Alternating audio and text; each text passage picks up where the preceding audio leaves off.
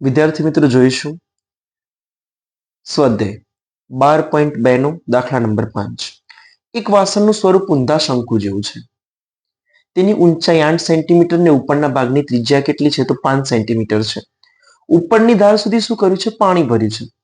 જ્યારે વાસણમાં 0.5 સેન્ટીમીટર ત્રિજ્યાવાળી ધાતુની શું કરવાની છે? ભાઈ નાની નાની ગોળી નાખવામાં આવે ત્યારે કેટલું પાણી બહાર નીકળે છે? 1/4 જેટલું પાણી બહાર નીકળે છે. તો વાસણમાં નાખેલી ધાતુની ગોળીઓની શું શોધવાની છે? આપણે સંખ્યા શોધવાની છે. હવે દાખલો થોડો ટિપિકલ છે, સમજી લેજો પહેલા શું કહે છે. અહીંયા એક વાસણનું સ્વરૂપ કેવું છે? ઊંધા શંકુ જેવું છે. હું શંકુ દોરવાનો પ્રયત્ન કરું છું. જોજો ખાસ અહીંયા એક્ઝામ્પલ તરીકે અહીંયા આવી રીતે એક શંકુ આપ્યો છે.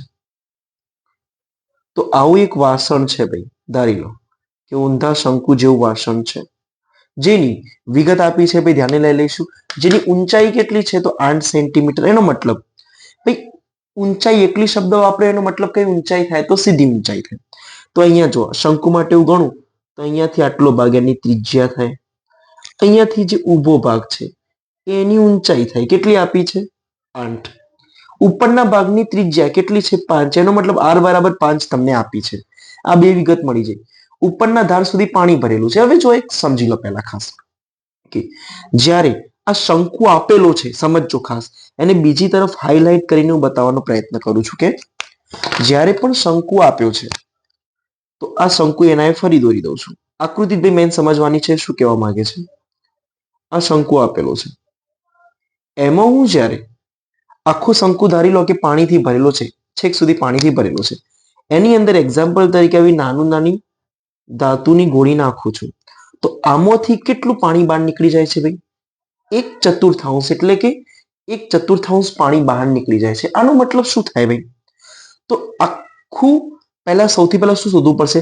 કેટલું પાણી ભરેલું છે, એટલે કે ટોટલ. એમાંથી 1/4 બહાર નીકળી જાય.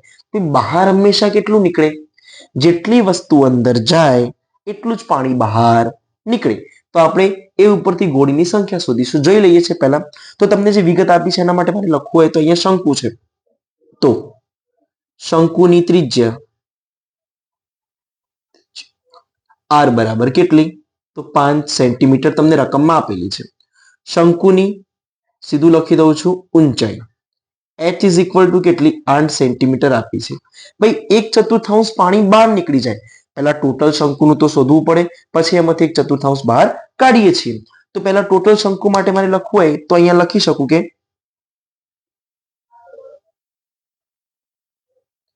સંપૂર્ણ ભરેલા વાસણમાંના પાણીનું ઘનફળ. ભાઈ સંપૂર્ણ ભરેલા વાસણમાંના પાણીનું ઘનફળ એટલે કયો આકાર છે? શંકુ. ઇઝ ઇક્વલ ટુ શું થાય ભાઈ? તો અહીંયા લખી દઉં છું શંકુનું ઘનફળ. શંકુના ઘનફળનું સૂત્ર શું છે? તો 1/3 પાઈ r સ્ક્વેર h. તો અહીંયા 1/3. ભાઈ પાઈની કિંમત હાલ એમના એમ રાખીએ છીએ, કારણ કે પાછળથી આપણે કાઉન્ટ કરવામાં બધી વખતે પાઈ કાઉન્ટ ના કરવો પડે એટલા માટે. પાઈ એમ ના એમ. r ની કિંમત કેટલી છે? તો 5 ગુણ્યા 5. h કેટલો છે? તો h ઇઝ ઇક્વલ ટુ 8. તો અહીંયા મૂકી દઉં છું 8 ઇઝ ઇક્વલ ટુ. હવે અહીંયા તમને વેલ્યુએશન કેટલી મળશે? તો જોજો ખાસ. 5 5 25. 25 8 200. 200 ગુણ્યા 1. તો 200 ગુણ્યા 1 200. પાઈ એમ ના એમ અપોન કેટલા? તો 3. પણ પાછળ શું આવશે ભાઈ? સેન્ટીમીટર ઘન. અહીંયા તમને શું મળી ભાઈ? વાસણમાં કુલ પાણી કેટલું ભરેલું છે? તો 200/3 પાઈ સેન્ટીમીટરના ઘન જેટલું અહીંયા પાણી કુલ ભરેલું છે. હવે શું કીધું છે? તો અહીંયા ખાસ જોજો કે પાણીમાં ધાતુની જ્યારે ગોળી નાખવામાં આવે ત્યારે કેટલું પાણી બહાર નીકળી જાય છે ભાઈ? 1/4 પાણી બહાર નીકળી જાય છે. હવે આ સમજો, અહીંયા સમજવાનું છે મેન. ભાઈ જેટલી ગોળી નાખી છે એટલું પાણી શું થાય? એટલું જ પાણી બહાર નીકળે. તો મારે છેલ્લે જ્યારે ગોળીની સંખ્યા શોધવી હોય તો કેટલું પાણી બહાર નીકળ્યું? તો બહાર નીકળેલું પાણી ભાઈ જોઈશે. અંદર વધેલું પાણી આપણા કામનું છે નહીં. તો અહીંયા લખી દઉં છું કે પાણીમાં ધાતુની ગોળીઓ નાખવામાં આવે ત્યારે 1/4 પાણી બહાર નીકળે છે. ભાઈ આપણને આ રકમમાં આપેલું છે. ઇઝ ઇક્વલ ટુ, તો ભાઈ અહીંયા લખાય કે બહાર નીકળતા, અથવા તો એના માટે ભાઈ શબ્દ વપરાય કે વહી જતા, જે બહાર જાય છે તો વહી જતા પાણીનું ઘનફળ ઇઝ ઇક્વલ ટુ, ભાઈ કેટલું નીકળી જાય છે 1/4, પણ ટોટલ કેટલું હતું ભાઈ 22/300, તો અહીંયા સોરી 200/3 ઇન્ટુ પાઈ એમ ના એમ. તો જે છેદ ઉડતા ઉડાડીએ તો જો 50 ચોક 4 પંચા 20 0 એમ ના એમ. તો અહીંયા કેટલું વધશે ભાઈ 50π/3. અહીંયા આવશે સેન્ટીમીટરનો ઘન. હવે આ કમ્પેરિઝન પહેલા એકવાર સમજજો. અહીંયા ભાઈ મેન જે સમજવાનું છે ને અહીંયાથી સ્ટાર્ટ થાય છે. શું કીધું છે જો, હું કેટલી વસ્તુ અંદર નાખી, હું જેટલી ગોળી અંદર નાખીશ એટલું પાણી બહાર નીકળશે. ઇઝ ઇક્વલ ટુ એક બાજુ ગોળીઓની સંખ્યા ઇઝ ઇક્વલ ટુ કેટલું પાણી બહાર નીકળે છે. જ્યારે મારે આવું શોધવું હોય તો લખી દઉં છું અહીંયા કે સમજો. અહીંયા ધારો કે આપણે n ગોળી અહીંયા અંદર n ગોળી નાખીએ છીએ, તો અહીંયા લખી દઉં છું n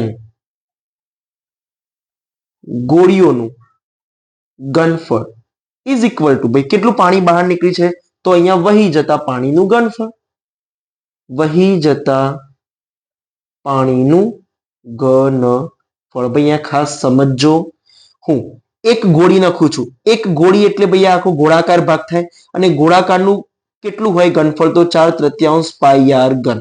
તો અહીંયા ગોળાનું ઘનફળ એટલે 4/3 પાઈ આર ઘન. પણ ગુણ્યા હું n કેમ લખું છું, કારણ કે મારે સંખ્યા શોધવાની છે કે કેટલી ગોળીઓ નાખી છે. એક ગોળીનું આટલું, n ગોળીઓ, મને ગોળી ખબર છે નહીં, તો આગળ એટલું લખ્યું છે n ઇઝ ઇક્વલ ટુ કેટલું પાણી વહી જાય છે ભાઈ, તો અહીંયા આપ્યું છે તમને 50/3 પાઈ જેટલું પાણી વહી જાય છે. હવે આનું કેલ્ક્યુલેશન કરવું હોય તો મારે r એટલે કે શું જોઈશે, ગોળીની ત્રિજ્યા જોઈશે કે નહીં જોઈએ. તો અહીંયા બાજુમાં દર્શાવી દઉં છું કે જો ગોળીઓની અથવા તો ગોળાની ત્રિજ્યા r ઇઝ ઇક્વલ ટુ, ભાઈ તમને આપી છે કેટલું છે 0.5 સેન્ટીમીટર. તો 0.5 ઇઝ ઇક્વલ ટુ શું દર્શાવાય ભાઈ, તો 1/2 દર્શાવાય. તો અહીંયા r is equal to 1/2 centimetre થાય. જે આપેલું છે ભાઈ n તો રાખીશું, કારણ કે શોધવાનું છે n. કેટલા વિદ્યાર્થીઓને પ્રશ્ન હોય કે સાહેબ 4/3 પાઈ આર ઘન કેમ, જે વસ્તુ અંદર નાખો છો એનું ઘનફળ ગુણ્યા n. શોર્ટકટ છે ભાઈ સીધો. ગોળાકાર ભાગ નાખ્યો તો ગોળાનું ઘનફળ ગુણ્યા n, બાકી વહી જતું પાણી એમ ના એમ. હવે જો અહીંયા 4/3 ગુણ્યા પાઈ એમ ના એમ, કારણ કે પાઈ આ બાજુ પણ છે આ બાજુ પણ છે, તો બંને શું થશે જતા રહેશે, ગુણ્યા r નો ઘન. હવે r કેટલી વખત તમને આપ્યા છે, r નો ઘન 3 વખત r, પણ r ની કિંમત કેટલી, તો 1/2, તો 1/2 ગુણ્યા 1/2 ગુણ્યા 1/2 ઇઝ ઇક્વલ ટુ 50/3 ગુણ્યા પાઈ હતા એમના એમ. ભાઈ જો બંને બાજુ પાઈ પાઈ સમાન છે તો શું થશે, જતા રહેશે. ભાગ ચાલે છે બે એટલા કરી જ દેવાના. તો અહીંયા જો ખાસ 4 છે 2, તો 2 દુના 4, પાછા અહીંયાથી 2 જતા રહે. ભાઈ જો ઇઝ ઇક્વલ ટુ ના બંને બાજુ 3 નીચે હોય તો ઉડી જાય, પણ આપણે એકવાર ગણી લઈએ છીએ. તો n ઇઝ ઇક્વલ ટુ અહીંયા જો હવે ખાસ આ બાજુ 1/2 વધ્યા છે, નીચે 3 વધ્યા છે, ઉપર શું છે તો 50/3 ગુણ્યા ભાઈ 3 ભાગાકારમાં હતા પેલી બાજુ જાય તો ગુણાકારમાં, 2 પણ ભાગાકારમાં હતા પેલી બાજુ જાય તો ગુણાકારમાં, 3 જતા રહે.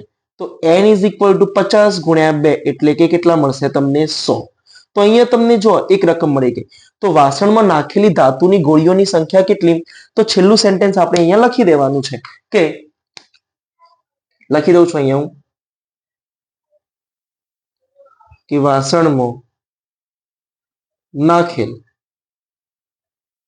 ધાતુની